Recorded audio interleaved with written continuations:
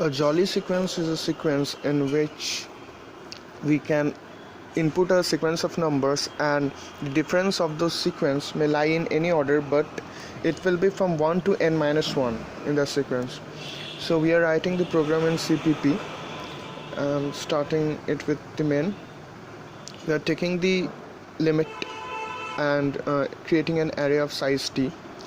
So what we are going to do is we will take the differences and make it kind of a dictionary by setting the arrays, and if the size of the single cell is greater than 1, means if 2 or more elements occurs, then we will just reduce the, means we will just break the loop, and we will print that it is not a jolly sequence. So we are setting flags for that, and what we will do is firstly we are taking the array of size t and we are initializing it to 0.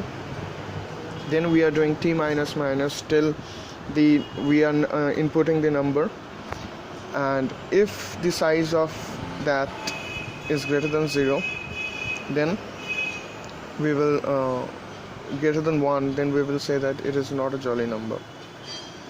So let's compile it.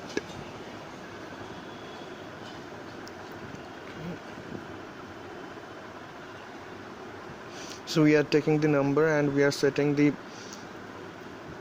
number's position to something, and we are testing it on the input by the unidirectional operator in Linux. So we are taking the difference of the first number. Now num1, yeah, t minus minus,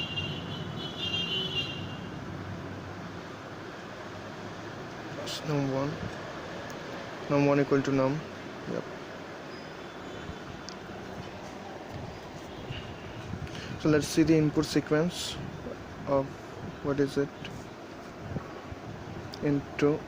So this is the number which is jolly, and we will do the absolute value and it will successfully print the jolly sequence. Okay, so this is it. So we are testing it in random inputs and it will be not jolly. So this is it. Thanks for watching.